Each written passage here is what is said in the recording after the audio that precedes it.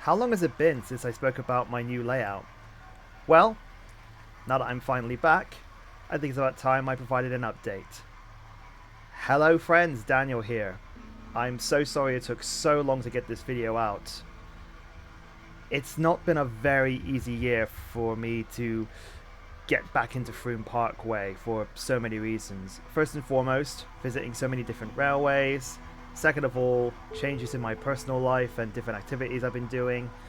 It's been a mess, but I think I can finally provide a final update on this wonderful layout. For those who don't know, this layout, as you're seeing here, Frome Parkway, actually used to belong to SOMERSET Andy before he unfortunately passed. His family passed it on to me, knowing that I would give it the love and respect it deserves, and I have been loving adding new additions, features, and everything to this layout, and it's taught me so much about railway modeling. It's taught me so much about partitions, about layouts, about mechanics and everything, and it's been a great project for me and my dad to undertake. And there's so much more that we are looking to do later on. Not on this layout. I think I can say this layout is done. There will be small minor changes here or there. There are some alterations that need to be made in personal life in order to fully get the grand scale of what we want to, including like a background, a little tunnel. But for the main base layout, I wanted to show you what I've done to bring it to full completion in my eyes, and hopefully you'll all agree. So, where should I start? Well, I guess I could show you the new camping site I've made up. Well, not new, I've been planning a camping site for a while, but I've added a couple features. You remember the Volkswagen van that I got last time? Well, I found a set with some campers and a campfire and a tent, and I thought it would look really good next to the castle, which will have a new brandish name, which I'll go on to later on. But yep, it's next to the giant tent there, the camper van. It all looks really nice, and again, it's open to eventual fleshing out. But you know, some people like to camp in solitude, and it's not too far from the rails if you are keen on looking at sort of thing.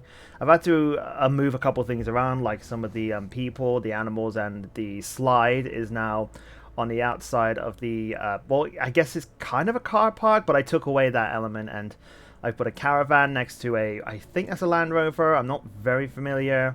There's another caravan with another Land Rover. You know, so it's a proper camping site next to a castle, which is actually all the rage for a lot of modern UK camping sites. I don't know about the laws. I think it is illegal in some areas to camp. I think in Scotland it's a bit more open. I'm not sure. Don't quote me on it. I'm not a camper. One other change is I've actually been experimenting with bringing on more diesels into the layout. So Frome Parkway was very sort of industrial type, and diesels are a very industrial type of engine, so I decided that I would pull out different types of diesel, sometimes a 37, sometimes a 40 for the Pullman service, and then there's the Freightliner class 70 pulling coal hoppers, and that's quite appropriate for the other section of my track I'll get onto in a minute. But actually the class 70 is a very powerful beast. I tend to use it mostly as my track cleaning train.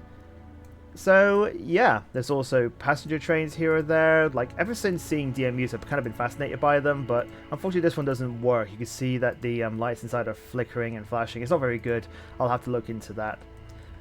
And also, when I went to Didcot Railway Centre back in February to that Wallace and Gromit event, I bought this little petrol pump here, Shell petrol pump, to put next to the garage and the workers.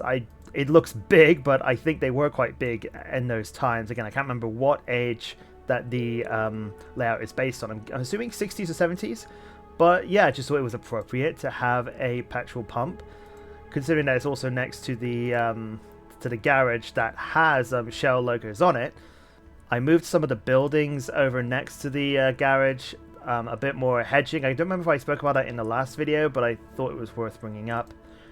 A lot of the time I never really did swap out different trains or engines, and I recently have been doing that. The main constant has been the Class 66 and the coal hoppers.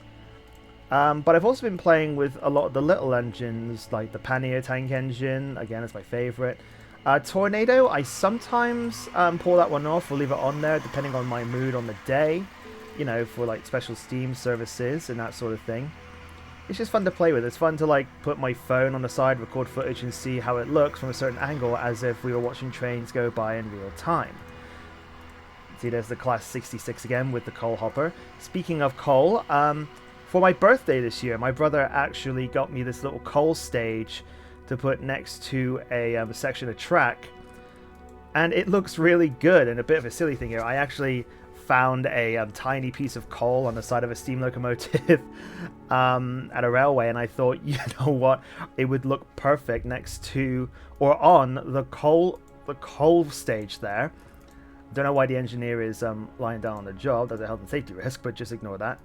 Maybe he's just tired because I moved the work site and all the fencing and all that over to the far industrial side, where all the diesel engines and the diesel engine shed and works are. I just thought that would be a bit more appropriate. Now, what of my halt? Well, I figured I'd do something a bit unique with that. So what I did was I went into one of the old boxes and I fished out an old engine platform, a small one with a little hut, and I decided to build a station platform for what I've called a railway centre. And I've actually made some signs. So I made these up on Photoshop. The first one is a little one using a pannier tank and the Frome logo, and I've called it Frome Railway Centre. You know, taking inspiration from Yeovil Railway Centre, Didcot and all that. I just thought it'd be funny. The next one is a bit more sentimental and personal. It's a English heritage fake sign. It's not real. I'm not claiming any royalties or anything. But I named it St. Andrew's Castle. I thought it'd be appropriate given the namesake of the castle. So I printed out them on A4 and I put them on some coloured cardboard adjacent to the colour. And they look okay. I needed to do a bit of fixing up on the side. So what I did was I found, because my train set is in my parents' house, I found some oil pastels, and I've gone around the outside to cover up the cardboard. And when you see them on the layout, it looks good. So I got the Frome Railway Centre sign right there, looking quite regal. And it, again, just is kind of like, hey, it's something to look at. You know, Yeovil Junction, you got a Didcot. And the sign for St. Andrew's Castle looks really good, and I just thought it was a fitting tribute because that was a good feature about his layout as a castle. I've also added some cobbled paving. I need to brush it off to the sides with some more grass, but it is starting to take shape. Lastly, I had to think about the road. As you remember, there was a level crossing that was missing a section. Well, yesterday I went back to my parents' house for Sunday roast, as you do in England, and I remembered, oh wait, it's not ready yet. So my mum actually took charge of that, and after finding some dark cardboard and some lined tape and everything, she actually made me a new section to finally finish it off. It's not perfect, but honestly it looks more complete now, and it feels just right to finally have the level crossing back to normal again. I still don't know whatever happened to that hard cardboard bit, but maybe it'll turn up one day. But for now, this looks perfect. This project was a labor of love and a learning experience for me. And I have learned so much from just being here and working on this and learning from what was already established. And I'm still adding things here or there to flesh it out, give it life, and I'm always learning on how to make future layouts for myself. From, let's say you want to go to the station or visit the post office. Maybe you're having a wedding next to the tracks in the town corner or village corner. Let's just say maybe you have a garden, you're growing some vegetables, or you're setting up market stalls, or maybe you're looking for a new car. Trains are always an integral part of our culture and heritage, especially with Railway 200 as I'm making this video. Maybe you want to escape the main line and ride on a branch. You're maybe looking at the beautiful scenery. There's a lot to actually think about when making a layout, and I just hope whatever I've done, I hope Andy and his family are proud of what I've done. It's been an absolute pleasure to work on this project. There isn't really much else I can say except thank you so much for joining me on this journey. I will share small updates here or there as they come, but I'm happy to say that Frome Parkway is now complete. Like a video game, the main story is complete up to like 95% completion. There's just a few small bells and whistles to make it absolute perfection, but that will come in time. Obviously, there's a lot of logistics you have to work out, but I think I'm confident now to take on my own projects for railways, and hopefully I can share them with you in the future. So until then, thank you all so much for watching this video and learning and coming along for the ride with me. If you like this and want to see any future projects I make, or just want to see me visit more heritage railways, bit of train spotting here or there, please like this video and subscribe. Hit the bell icon so you don't miss out. Thank you all so much for watching, and I will see you all in the next video. Take care.